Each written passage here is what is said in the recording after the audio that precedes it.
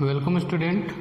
Today I am going to solve some examples which is additional example of NCERT and it is very useful for competitive exams NEET and JEE. Is that clear? Now as shown in the figure, an infinite network and each resistor are 1 ohm. The question is determine the current drawn from a 12 volt supply with internal resistance 0.5 ohm by the infinite network. Each resistance has 1 ohm. ये question है, ये आप NCERT के additional questions है. इस तरह के questions frequently ask होते हैं. यहाँ पे कैपेसिटर भी यूज हो सकता है रजिस्टर की जगह पे, तो इस तरह के क्वेश्चंस आते हैं. रजिस्टर की वैल्यू चेंज कर देगा. तो जब भी कभी इनफाइनाइट नेटवर्क दिखे, इस तरह से डॉटेड लाइन करके इनफाइनाइट कर दिया इसको, ये बढ़ता ऐसे होता ही जाएगा, कभी it will never and. Is that clear? तो इस तरह के क्वेश्चंस को कैसे सॉल्व करेंगे उसको हम देखते हैं. जब भी कभी होगा इस तरह का नेटवर्क आपको मिलेगा, तो हम प्राइमरी स्केलेटन को पकड़ेंगे. प्राइमरी स्केलेटन मतलब किस तरह के चेन से वो बना है. तो अगर हम देखा जाए, अगर क्लोजली ऑब्जर्व करें तो चेन कुछ इस तरह का है.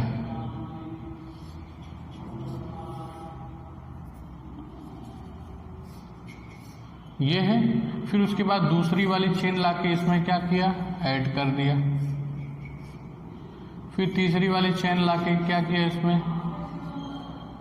ऐड कर दिया. इस तरह से इनफाइनाइट नेटवर्क बना है. मतलब एक चेन जो है ये है. Is that clear?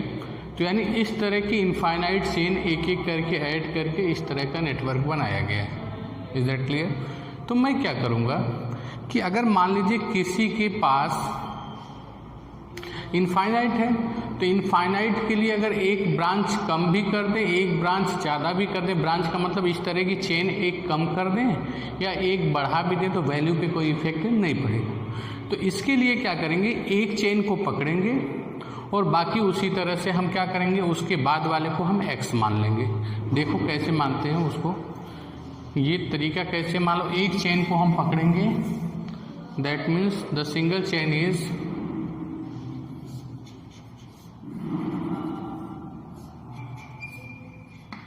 और इसके बाद जितनी चेन है उसका मैंने मान लिया रेजिस्टेंस कितना है बेटा, सबका इक्विवेलेंट क्या है, x. इसके बाद की जितनी थी, एक चेन को पकड़ा और इसके बाद की जितनी थी x थी. तो ये 1 है, ये 1 है, ये 1 है. ये तरीका होता है. यानी मैंने क्या किया उसको ध्यान से ऑब्जर्व करना. ये है बेटा, एक बना दिया. इसके बाद जितनी थी सबका इक्विवेलेंट मैंने क्या कर दिया बेटा, x के बराबर. इसके बाद जितना था सबका इक्विवेलेंट मैंने क्या कर दिया, x के बराबर कर दिया. Is that clear? चलो आगे की तरफ चलते हैं. बैटरी यहाँ पे है, बैटरी का टेंशन नहीं है, वो बाद में हम जोड़ के करंट हमको फाइंड आउट करनी है वो निकाल सकते हैं. तो अब यहाँ पे देखो, ये दोनों आपको कैसा दिख रहा है, पैरेलल. तो पैरेलल, तो इसका कॉम्बिनेशन जो पैरेलल का होगा, मान लो कितना, x dash equal to x into 1 upon x plus 1 R1 R2 upon R1 plus R2. तो x dash equal to x upon x plus 1. तो जो नई सर्किट बन जाएगी वो इस तरह की बनेगी.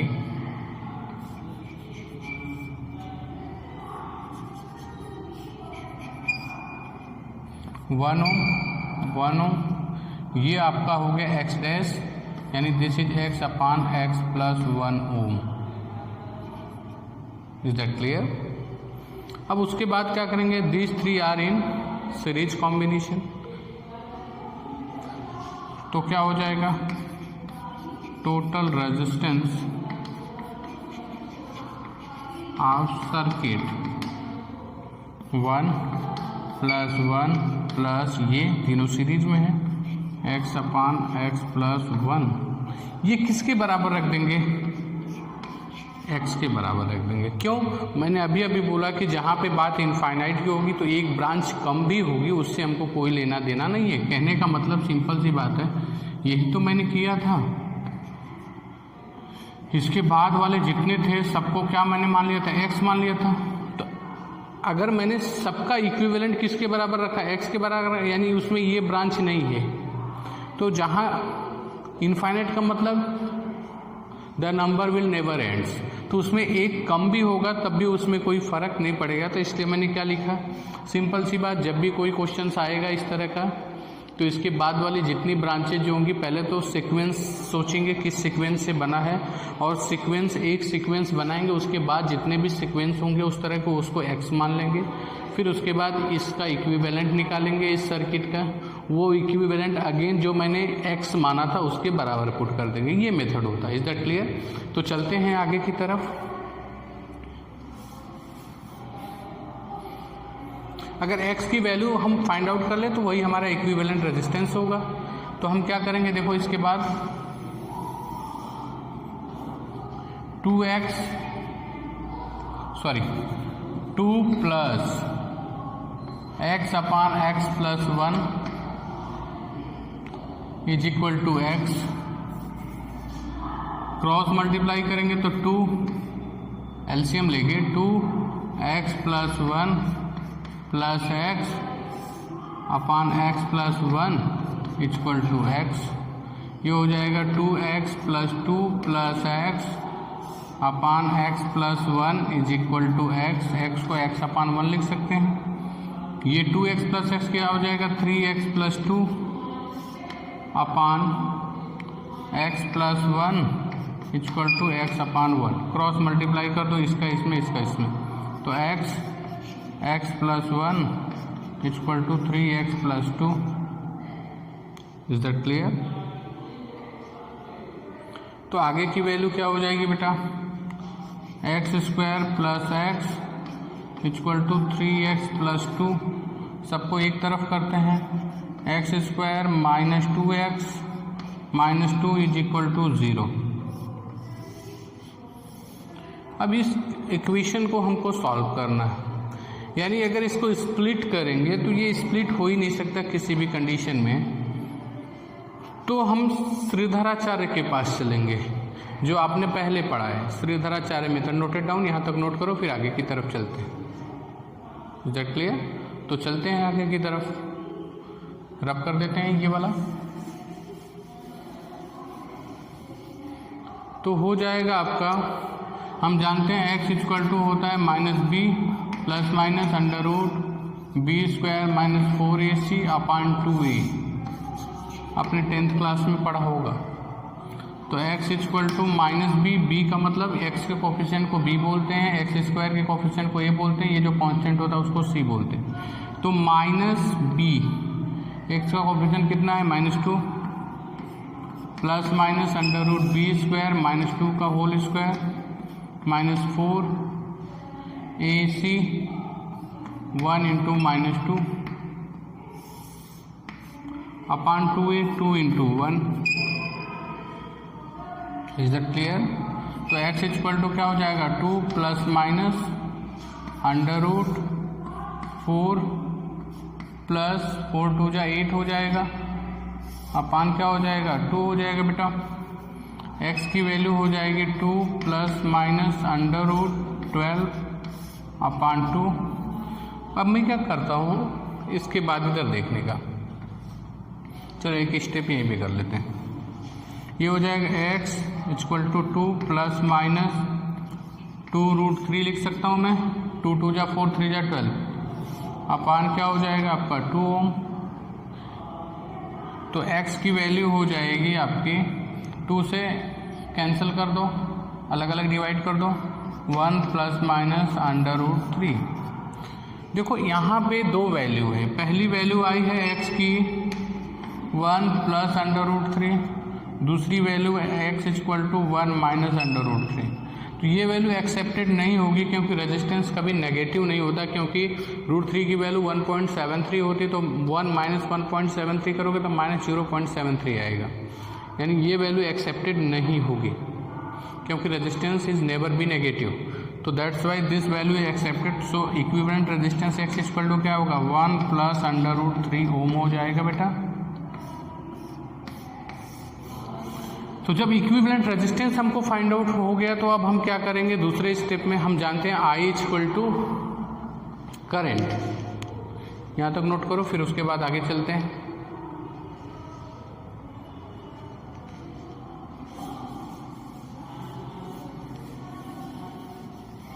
और हम जानते हैं करंट हमको पूछा है कितना करंट ड्रॉन होगा, I equal to voltage upon total resistance.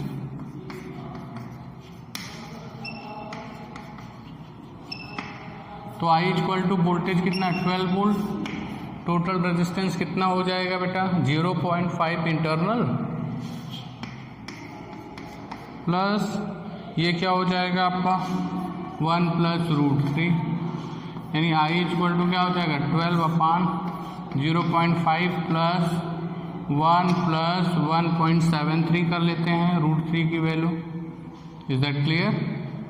तो अब इसको सॉल्व कर दोगे, यानी I equal to 12 upon 1.5 plus 1.73, यानी I इक्वल टू हो जाएगा 12 अपान ये हो जाएगा 3.23। Is that clear? इसको डिवाइड करोगे you got the answer. Is that clear? इस तरह से क्वेश्चन सॉल्व करते हैं जब इनफाइनाइट सर्किट होगा। कभी कभी कैपेसिटर को भी लेके पूछता है questions. Is that clear? Divide you got answer 3 almost 3.7 ampere. This is answer. Is that clear? Now we are moving towards next questions. Next question, it is also very important. It is based on potentiometer.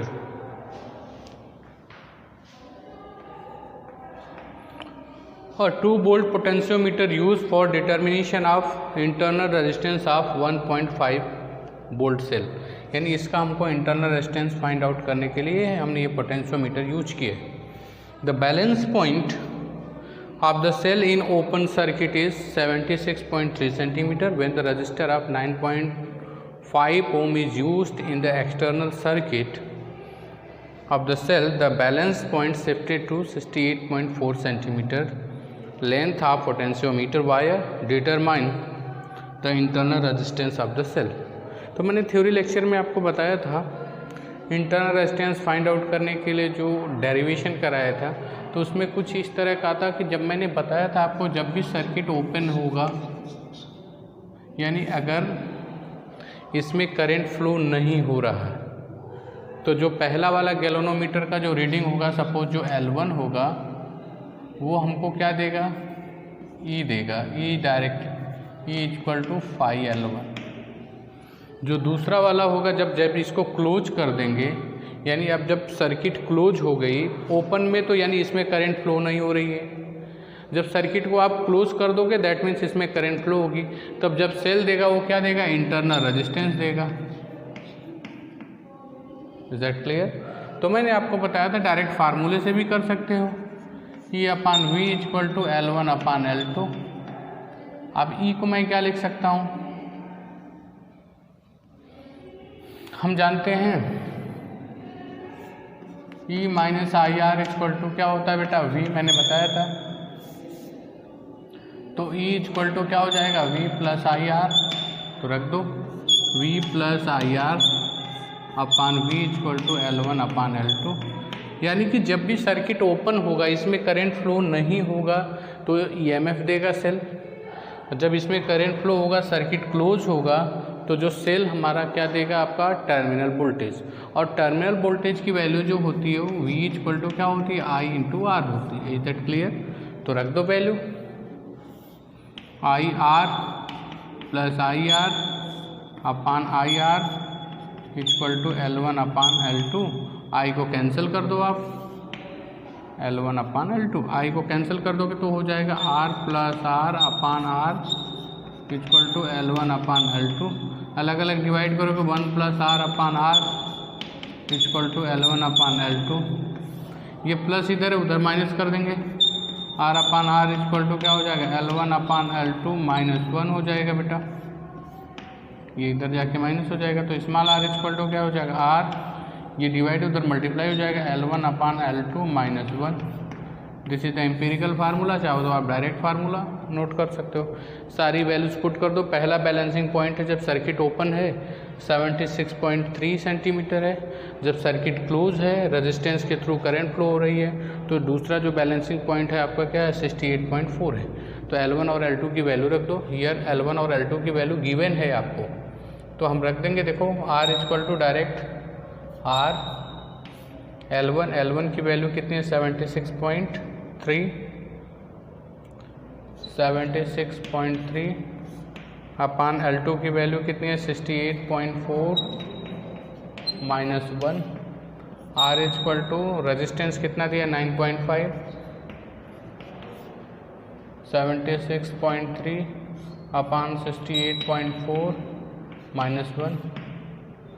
इसको solve करेंगे। On solving this you get the value of internal resistance. तो कैसे solve करेंगे उसको solve करके बताओ कितना आएगा answer. The answer almost 1.70 solve करके देखना। Is that clear? इस तरह से क्वेश्चन सॉल्व करते हैं। चलो एक और क्वेश्चन की तरफ चलते हैं। Question it is also depend on potentiometer. Potentiometer का क्वेश्चन है। ये फिगर दिया है आपका। The question is figure shows a potentiometer for comparison of two resistors. ये और ये दोनों को रजिस्टर को कंपेयर करना है। The balance point of standard resistor R equal to 10 ohm is found 58.3 centimetre while that with the unknown resistance X is 68.5. Find the value of X. अब सोचो देखो, here R is very greater than R and X, तो constant current जाएगी। Current की value होगी बेटा constant. क्यों constant होगी?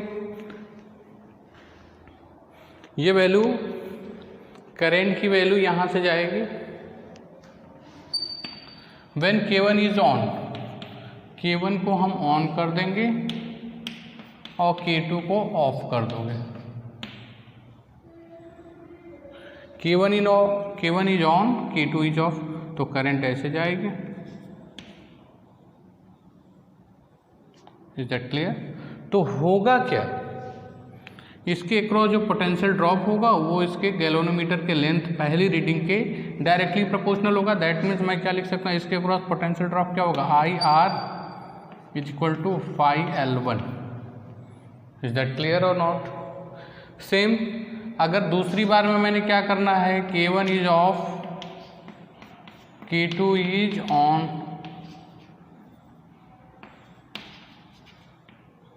तो क्या होना है आपका, अब ये इसमें से करंट नहीं जाए, वही करंट किधर से जाएगी बेटा, तो दूसरी बार में कुछ दूसरी रीडिंग देगा आपका। IX is equal to 5L2। This is equation number 1, this is equation number 2। 1 में 2 से डिवाइड कर दो। IR upon IX is equal to 5L1 upon 5L2। I cancel, 5 cancel, R by X is equal to L1 upon L2। Is that clear? तो मैंने निकालना है आपका X, दोनों को उल्टा कर दो, X by R is equal to L1 upon L2, L2 upon L1। तो X इज इक्वल टू क्या हो जाएगा, L2 upon L1 into R। Solve कर दो बेटा, क्लियर हो जाएगा। X is equal to L2 की वैल्यू कितनी है आपका 68.5, L1 58.3 इंटू R की वैल्यू आपको गिवन है कितना 10 ohm. Solve this and get the answer. Is that clear? तो आज के लिए इतना ही। बहुत सारे क्वेश्चंस आपके हुए, ये एडिशनल क्वेश्चंस हैं आपके NCERT के। इस तरह के क्वेश्चंस कॉम्पिटिटिव एग्जाम्स में भी पूछे जाते हैं। NCERT को हमको इग्नोर नहीं करना है। Is that clear? Okay, thank you.